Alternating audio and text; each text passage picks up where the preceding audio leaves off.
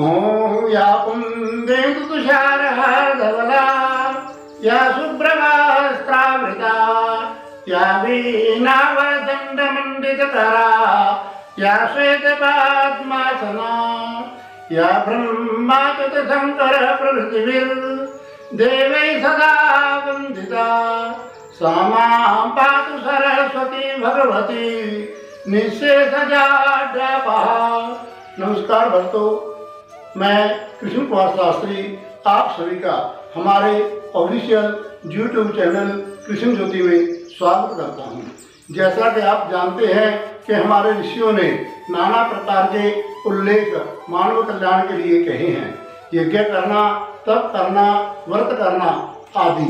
और उसमें जो व्रत है यानी उपवास, हमारे शरीर में जो श्वास हैं उनकी भी कम मात्रा में, प्राणायाम आदि करके जो श्वास हैं उनको भी कम मात्रा में प्रयोग करना।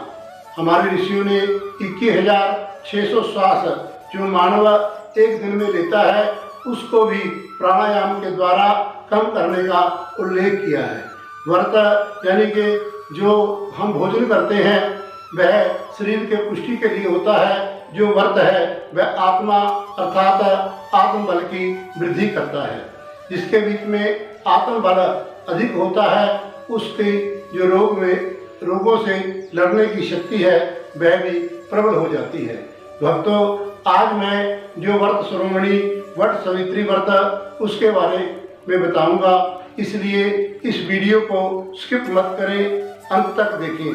यह व्रत कब करें, कैसे करें और क्यों किया जाता है, कौन कौन इस व्रत को कर सकता है, इसका उल्लेख भी इस जो वीडियो में है बताया जाएगा। भक्तों, पहले मैं आपको जो सत्यवान और सावित्री की संक्षेप में कथा सुनाता हूँ।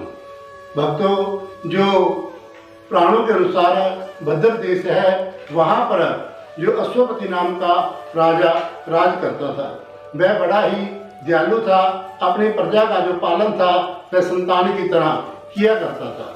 बड़ा तेजस्वी था, सब कुछ होते हुए भी लेकिन उसके कोई संतान नहीं थी। वह संतान से पीड़ित था, नाना प्रकार के उपाय करने के बाद भी उसे संतान की प्राप्ति नहीं हो सकी। एक दिन क्या था, ऋषि के द्वारा बताया हुआ माता सावित्री की पूजा करने लगा।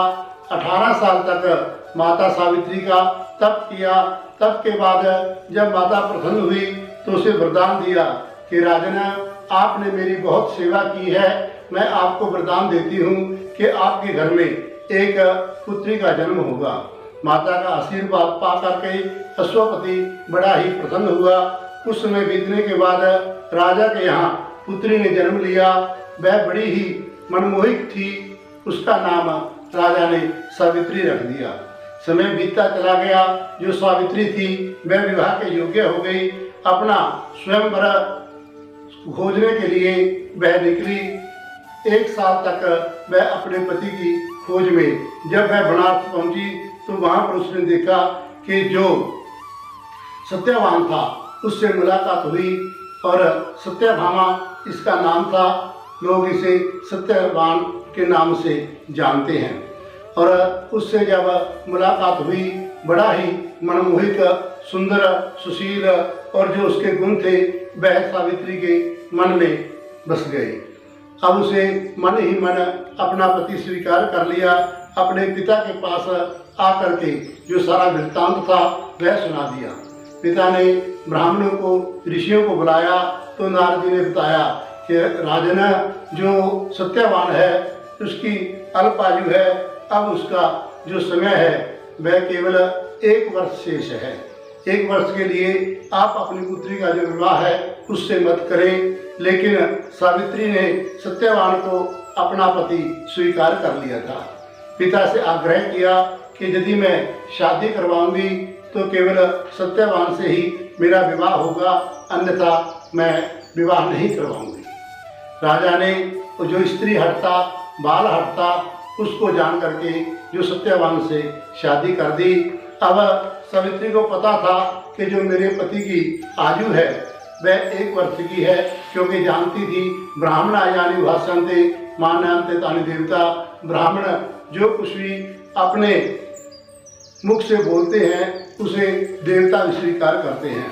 जाकर के एक बड़ के वृक्ष के नीचे बैठ गई और माता सावित्री का भजन करने लगी। 1 साल बीत गया। 1 साल के बाद जब जम के दूत सत्यवान को लेने के लिए आए तो सावित्री ने अपने तेज से उन्हें वापस भेज दिया। और उसके बाद जमराज स्वयं सत्यवान को लेने के लिए आए। सावित्री ने कहा कि मैं अपने पति को नहीं दूंगी, क्योंकि यह अपने माता पिता का एक ही सहारा है। जब जमराज ने कहा कि देवी मैं आपको 3 वचन देता हूँ, और 3 वचन दे करके यमराज सत्यवान को साथ लेकर के चले गए। पहला वचन जो सावित्री ने यमराज से मांगा वह था माता पिता का आदर सत्कार और सेवा, और दूसरा अपने ससुर की प्रसिद्धि के लिए मांग लिया। जो तीसरा वचन था उसमें कहा कि महाराज आप मुझे ऐसा वरदान दें कि जो मेरे सास ससुर हैं मैं अपने पोते को अपनी गोद में अपने आंगन में खिलाए। जब ये प्रश्न आया तो यमराज ने तथास्तु कह दिया। उसके बाद जो सावित्री थी उसका वचन पकाने के लिए यमराज को सत्यवान की जो आत्मा थी उसको वापस करना पड़ा। इसलिए यह व्रत पति की लंबी आयु के लिए किया जाता है। जैसे सत्यवान को सावित्री यमराज के द्वार से वापस ले आई, उसी प्रकार जो आज सुहागनें इस व्रत को करती हैं तो पति की जो लंबी आयु है उसमें वृद्धि होती है। अब मैं आपको बताता हूँ कि इस व्रत की जो विधि है वह कैसे करना है और इसे करने से हमें क्या क्या लाभ प्राप्त होंगे।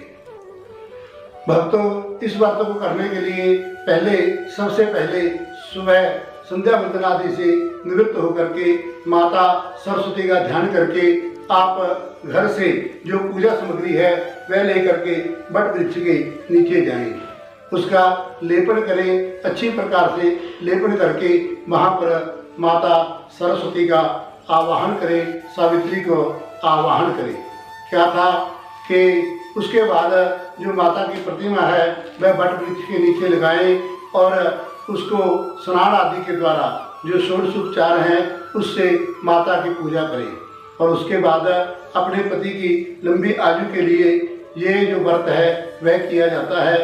व्रत करने के बाद जो आरती है वह करें और उसके बाद जो धागा है उसके 7 चक्र यानी कि 7 बार उसको वट वृक्ष के ऊपर लपेटें और उसके बाद पूजा करने के बाद आप घर आ सकते हैं। और आकर के फिर क्या है माता का स्मरण करें कि हे माता, जिस प्रकार आपने अपने पति को यमराज से वापस ला करके लंबी आयु प्रदान की, उसी प्रकार हम आपकी पूजा करके अपने पति की लंबी आयु की कामना करते हैं। इस प्रकार अगले दिन फिर जो व्रत है उसका उद्यापन करें और इसके करने से जो पति की आयु है वह लंबी होगी। भक्तों, यह जो व्रत है वह कुमारी कन्याएं पति प्राप्ति के लिए भी कर सकती हैं, क्योंकि सावित्री थी उसने माता सरस्वती को वर रूप में अपने पति को प्राप्त करने के लिए माता सरस्वती की पूजा की थी। कहते हैं कि त्वं शक्ति त्वं सुधा स्वाहा त्वं सावित्री सरस्वती पतिम देहि गृहम देहि सुताम देहि नमस्तुते। कहते हैं कि हे सरस्वती, हे सावित्री, हम आपसे अपने पति की कामना के लिए यह व्रत करते हैं, घर की कामना के लिए हम यह व्रत करते हैं और अच्छी संतान की प्राप्ति के लिए यह हम व्रत करते हैं। इसलिए भक्तों, यदि आपने यह व्रत करना है तो पति की लंबी आयु के लिए, पति प्राप्ति के लिए, घर प्राप्ति के लिए और संतान प्राप्ति के लिए यह जो सावित्री व्रत है यह किया जा सकता है। नमस्कार भक्तों।